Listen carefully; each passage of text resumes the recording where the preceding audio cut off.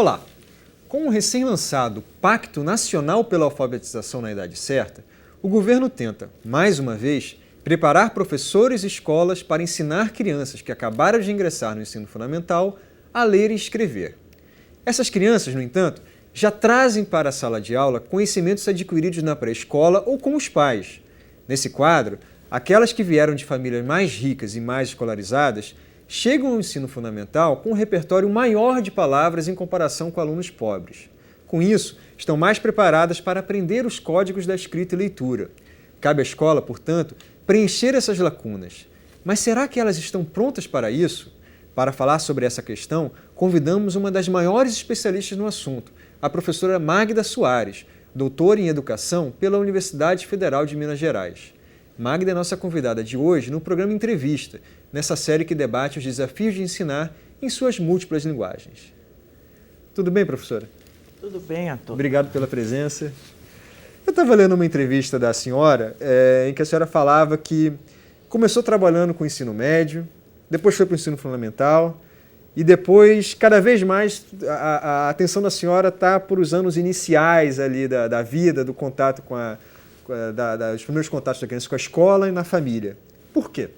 A questão fundamental na minha área de português, ensino de português, a questão fundamental é a aprendizagem da língua escrita. E é fundamental a aprendizagem inicial da língua escrita, que começa bem antes dos 6 anos, como você acabou de dizer, né? Começa antes mesmo do ensino fundamental.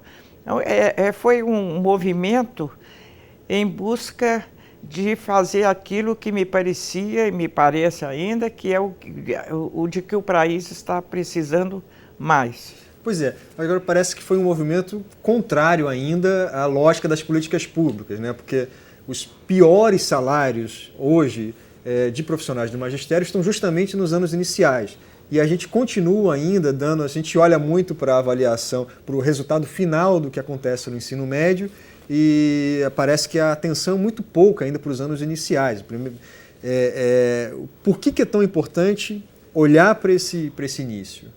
É porque é aí que se forma que se constrói o alicerce, né?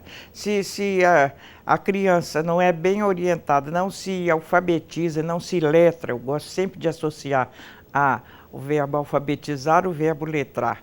Desde cedo, a criança dos 3 anos, eu diria, dos 2 anos, né, que é quando ela está na creche, desde a creche até as séries iniciais, até a 5ª série, em que se consolida essa aprendizagem da língua escrita, se isso não é bem fundamentado, bem desenvolvido, a criança passa a ter dificuldades na continuidade da sua escolarização e dificuldades na sua vida de cidadão também. Na prática, o que um bom professor, uma boa escola e também um pouco o que os pais devem fazer para iniciar bem esse processo já desde os primeiros anos? É preciso entender qual é o processo da criança nessa entrada no mundo da escrita. O que a escola precisa fazer, aquilo que não cabe à família fazer, porque é preciso ter formação para fazer isso, é metodizar essa aprendizagem da cultura escrita, sistematizar essa aprendizagem. E para isso é necessário que os professores sejam bem formados para acompanhar e orientar esse processo da criança. E aí, a minha pergunta é a deixa para a minha pergunta. Os professores hoje são bem formados para isso? Esse é o grande problema. Esse é o grande problema. Não estão. Para isso, entendendo por isso, a aprendizagem, eu gosto de falar aprendizagem inicial da língua escrita em vez de alfabetização, porque com essa expressão eu estou englobando 2 coisas. A alfabetização propriamente dita, que é o aprender a ler e escrever, e o letramento, que é aprender a usar a escrita, a leitura e a escrita, né? Então, os professores não estão sendo formados para isso. Há várias pesquisas mostrando que não estão. Os professores se queixam que não estão. O curso de pedagogia não tem feito isso, essa preparação, porque ele fica dividido entre dar os fundamentos, sociologia, psicologia, filosofia, etc., etc., e essa parte de formação propriamente do professor que vai para a sala de aula está muito secundarizada. E como resolvemos isso? Criamos um novo curso ou é trabalhando com uma espécie de... como numa residência médica, o professor formado em pedagogia vai ter um treinamento a mais só para tratar de alfabetização? Qual é o modelo, até pela experiência que a gente tem no mundo aí que dão certo, qual é o modelo a ser seguido? Enfatizar mais nos cursos de pedagogia a formação para o magistério. Isso também não é muito fácil, porque fica uma disputa entre dois campos, né, de mais teorias de um lado e mais teoria aliada à prática de outro lado. Outra alternativa, que é o que as políticas públicas têm tentado, é da formação em serviço, né, da chamada formação continuada, que pode ser uma solução dependendo de como seja essa formação continuada, que é, por exemplo, o que o Pacto para a Alfabetização na Idade Certa está tentando fazer. Outros programas anteriores tentaram fazer, o proletramento, então há vários programas de formação continuada dos professores nessa área. E o que dá certo nesse modelo? Porque eu estava lembrando até, enfim, como jornalista de educação, já entrevistei muitos professores, eu lembro de alguns que falavam assim, do quanto que eles já fizeram de curso. Todo secretário de educação, se você pega também as estatísticas do MEC, questionário socioeconômico da Prova Brasil, tem um alto percentual de professores que dizem que ter feito algum curso. Então, olhando assim, apenas a estatística fria, parece que então estamos no caminho certo. Os professores estão aí sendo treinados, tendo essa formação continuada, mas a gente sabe que na prática tem a formação continuada que vai ser mais eficaz e outras que talvez não agreguem nada e só percam o tempo do professor. O que funciona? Pois é, essa é a grande pergunta, o que funciona? Porque a natureza da formação é que me parece que não tem sido adequada. Em todos os programas, e eu andei envolvida em vários deles, essa formação continuada se faz de maneira pontual, mas o que me parece que é fundamental e que é muito difícil de fazer, mas é possível, é fazer uma formação que alie realmente a prática com a teoria com a prática. Porque a prática corrige muito as nossas teorias e, ao mesmo tempo, como as nossas teorias podem esclarecer para os professores a prática. Então, tem que ser um trabalho de troca permanente. De modo que os professores fazem curso, e é interessante que fazem, como você disse, muitos cursos, e depois voltam para suas salas de aula e continuam fazendo a mesma coisa de sempre. Uhum. Agora, a gente, claro que é fundamental a questão da formação, mas eu queria falar um pouco de salário também, né? Como eu coloquei já aqui, hoje, pelos dados do IBGE, do MEC também, a gente vê que os professores dos anos iniciais são os que têm a menor remuneração. Então, se a gente fizer, mesmo que a gente tente formar bem esses profissionais para dar aula nos anos iniciais, reagindo aos estímulos meramente econômicos, o professor melhor vai querer dar aula se não sair da carreira e procurar outra profissão, ele vai dar aula nos anos finais, no ensino médio. Pensando na realidade do Brasil, é possível resolver isso? Difícil de mudar não é, né? Precisa ser daquela velha frase, precisa de vontade política. E realmente as condições de trabalho dos professores das séries iniciais e da educação infantil são muito precárias em termos de salário e, em grande parte das escolas, até em termos de condições materiais.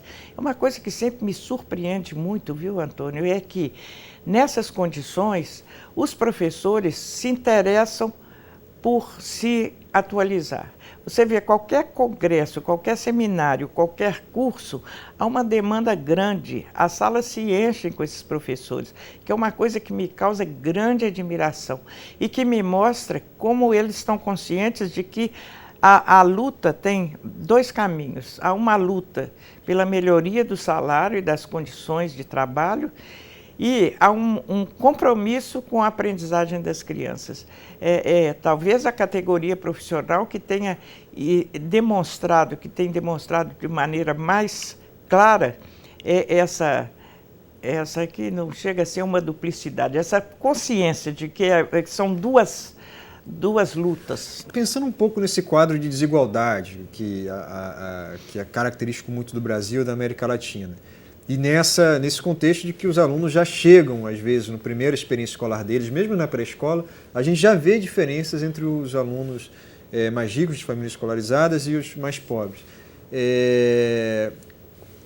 Esse professor, essa escola que dá aula, que atende esses alunos mais pobres, ele não deveria, ao contrário do que é hoje, ser muito mais preparado numa escola talvez de tempo integral? Qual é o modelo que a gente pode pensar para tentar fazer da escola um redutor da desigualdade já desde os anos iniciais?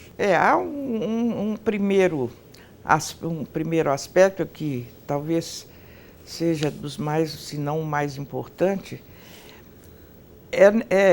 uma mudança de mentalidade, sabe, no país e mesmo nos professores e nas escolas, de que a criança pobre vai aprender menos mesmo, porque ela não tem condições, então você dá menos a quem tem menos. E é comum essa frase, a criança não dá conta, os pais são analfabetos, ele vem num contexto cultural pobre, né? Então o pouco que você faz, você acha que já é suficiente.